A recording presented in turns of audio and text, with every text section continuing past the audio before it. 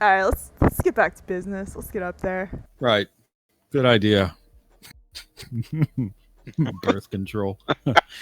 Inside of the facility, there's a reception area. Jason leans forward. This is where you get to see him actually do his job, sort of. He looks very confident, and the young woman working there looks really, well, young, like stylish. Her hair and makeup are done very well. She immediately smiles when she sees Jason, and Jason flashes his own smile, very toothy and perfect. Hey there.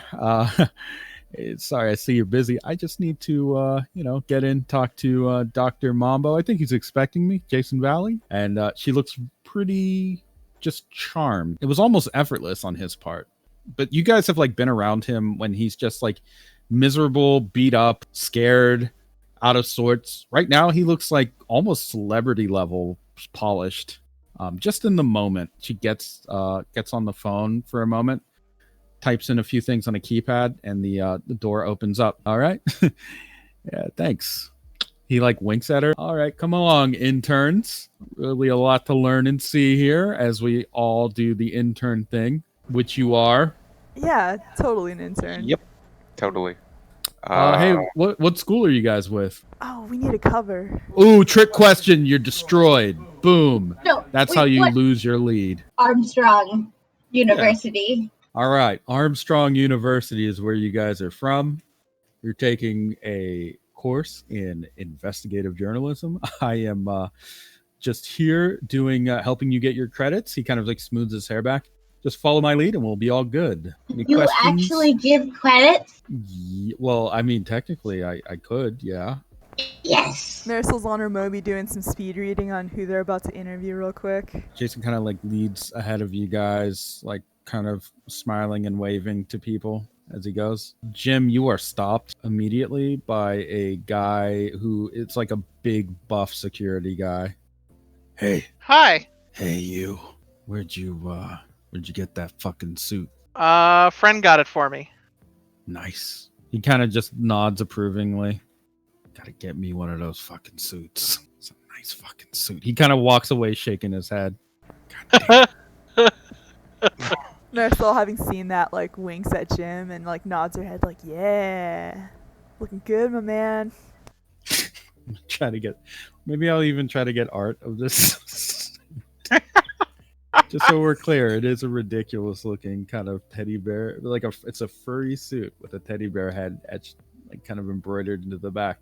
But everybody seems so fucking impressed with this fucking suit. Jason will lead you guys though, get into an elevator, goes 3 floors up. He's kind of adjusting his hair again, fixing his glasses, adjusting his tie. It's something that you will notice that he does in this situation. When people aren't looking at him, he preens himself a lot. All right, almost there. You guys have your questions ready that you want to ask him, or are you just gonna shoot from the hip? Shoot from the hip. Wow. I guess that's lesson 1 in journalism. Don't do that? You'll find out when it happens. Okay. Don't worry, I have prepared questions. I kind of have a question or two in mind. Mia takes out a takes out her Moby and writes in a notepad, prepare questions. She's learning. Don't worry. This will be really easy, really quick. Once you guys get up to the 3rd floor, doors open. You see a much kind of like bigger area with fewer offices, but the offices are larger. After a long corridor where there are quite a few people in suits, there is a receptionist desk and a kind of hardwood facade with a single door that would lead into an office. Jason steps forward and kind of like leans onto the desk with one hand. Hello. I'm here to see Dr. Mambo. I have an appointment. I am Mr. Valley. This receptionist, a bit older than the one that he charmed downstairs, kind of gives him a flat look. I gotta look at my schedule for that, Mr. Whatever. And she goes through her stuff. Okay. Yeah, okay, he's not busy. Go ahead. Thanks. He kind of like shoots her a wink again. She kind of just rolls her eyes at that. Simone will just whisper like, I think you struck out with that one. Oh, yeah, that's the idea. He kind of like nods, and then he leans in. You see, you maintain a sort of consistent appearance or character, so that when people try to recall you, they know that you were that guy. But if you try to change how you are with everyone else that you meet differently, they'll notice that something was wrong. And then he nods. Mika makes notes on this. It's the effort, not the results, that matter. I think everybody will remember Suit Lady. Indeed, they will. Hopefully, for the reasons you like. Yeah. Jason gives the door like a light tap with his knuckles and then walks in. There is a man behind the desk going through some of his papers. He looks like he hasn't gotten a lot of sleep lately. Mr. Valley, I believe we had an appointment and you didn't show. Jason shrugs and holds up his hands and he's sorry, I ran into some hostility on the way. And well, that's all been settled. I'm here with my interns, and we were hoping to ask you a few questions about a certain person, a missing person, a person of interest, Dr. Kosui Tensai, to which Marconi Mambo kind of nods. All right, well, go ahead. So, how did you know Dr. Tensai? I didn't get to meet him much. Dr. Tensai was a colleague of my father's. I only met him a few times when I was still in school. I think at the time he struck me as being a very job-oriented person. Of course, I was just a kid at the time, but it still felt like I was talking to a robot or something. It was quite odd. How would you describe him up until the days of his disappearance? Like, did he sound excited, unhappy, paranoid? You'll have to forgive me. I didn't, again, speak to him personally, so I wouldn't know. Who is your father? Marcus Mambo. What So were you did gonna you study his work yourself? Yes, of course. As a genetic researcher, of course, I had to study. Kosui Tensai set the benchmark for most of us in the field, so it was difficult to get away from anything that he's touched, particularly when it comes to research on living on the moon. Proper genetic, what you want to call it? I'm loath to use the term, but hygiene. Kind of like winces even when he says that. To be clear, we are not and do not believe in any way in matters of, how do you say it? Fascism, supremacy, nothing of the sort. It's just in order to improve our standard of living and our odds of doing well here on the moon, certain treatments were required, is all. Marisol taps her chin. Noted. It's a bit of a touchy subject. But I agreed to speak to Mr. Valley here because he swore up and down that he would do a positive piece on the subject. Well, it is all about, taking away cancer and stuff, so I don't see how it could be more positive. Precisely. I'm glad you agree. It is all about taking away those diseases, about finding a better future for humanity. The Earth is, well, the Earth. There isn't much hope there, to be honest. She winces. Hey, maybe this is a dumb question, but what would happen if you gene edit someone that's already been born? Oh, goodness. Well, if you were to mess around with somebody's genetic material after they had been born, then you would likely get a very difficult outcome. But could you force it? With the proper technology, I assume so. It wouldn't be ethical at all. It'd be quite painful, I imagine, at the very least, dangerous. Do you think that, maybe you're not an expert on this part, but do you think that the knife party did any research up here on the moon? Whoa, wait. He holds up his hands. I thought this was about Kosui. Why are you talking about the knife party? There are rumors of a copycat. Jason, is this the sort of investigative journalism you do? Jason Valley looks just as surprised. I don't know. Guys, why did we bring up the knife party? Sorry, I'm just an intern that is a little out of line. I got a little too juicy there, Look, sorry. Okay, look, she's... I'll eat my bad grade, it's fine. Guys, just... Okay, look, you know all about true crime nuts, right? She's been kind of listening to those constantly. Oh, all the time. Oh, She bites her pen and just nods. I see. Okay. All right then. Well, for the record, we have no association with the knife party, never have.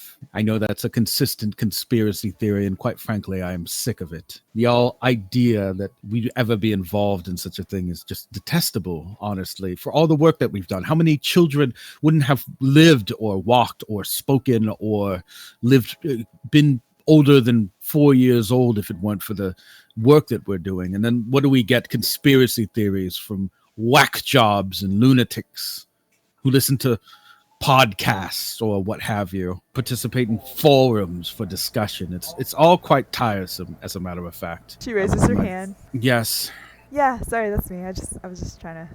Sorry, I agree. Are you all right? He looked at Miss Nova. She's only sweating a little bit. Yeah, fine. Her helmet is filling with sweat.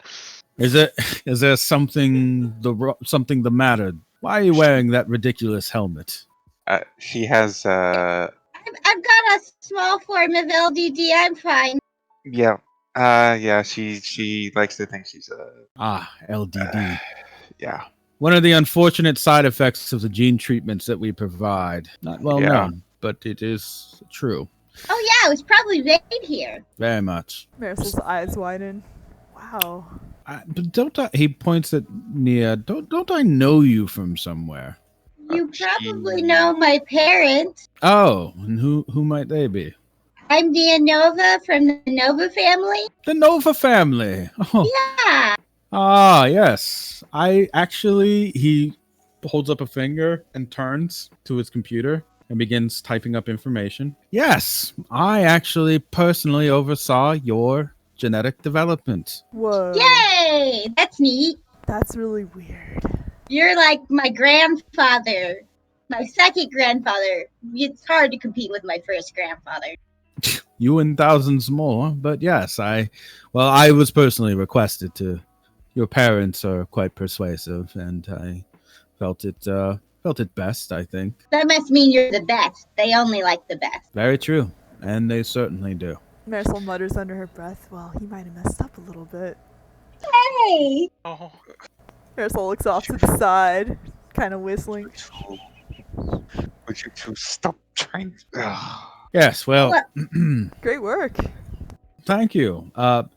Someone like Miss Nova here was not much of a challenge, I think. She comes from good stock, and so it was quite easy to remove, just the occasional propensity for cancer and such. Good material. He gives Nia like a small thumbs up. Yeah, thumbs up back, like, yay! Does that mean that her parents are also, like, gene edited? And Yes. how many generations back? Well, to the first settlers on the moon, of which the Novas are part of the originals. Oh, okay. Alright, interesting. The Novas, the strongest, there's quite a few lines. The Lins, Wait, the most strongest? famously. Ah, yes, the strongest. Have you encountered any of them? Tyson? Oh, Tyson! What a lovely young man. He's one of my favorites. He seems to have a propensity for cool girls. Ah, yes. His propensity for quote-unquote cool girls is just part of his early socialization programming. Programming? In a way. Well, that's one way to refer to it, I think. Programming. You see, the strongest family were part of an original stock that were brought to the moon for their physical hardiness. But through different types of gene therapy, we've helped to expand their social consciousness and allow for more easily, imprintable ideas. So She's it's wincing. made them a bit more pliable, I think. Ugh. Pliable? Yes. Aren't all children just that? Oh, the strongest are a bit different. Originally, they were, not sure it's my place to say this, but they were quite violent. It was the exposure to space, you see, and one of the reasons that gene editing was necessary. Being in the void for a prolonged period of time, and we're speaking of years and years, of course, along with the genetically altered food and very strictly controlled diet of the earliest settlers, resulted in some of them going a bit mad, for lack of a better term. How bad would you say it was? Oh, in the case of the strongest, one of their family members killed 6 people with his bare hands. Tyson is very strong. He is. What are some early Nova traits? An obsession with melody was one that I recall. And that was the result of the different kind of harmonic appreciations that I think your earliest member had on the moon. And it wasn't too severe, just needed to be edited slightly, I think. Oh, well, I like music. I don't know why that had to edit. It was more of a preoccupation.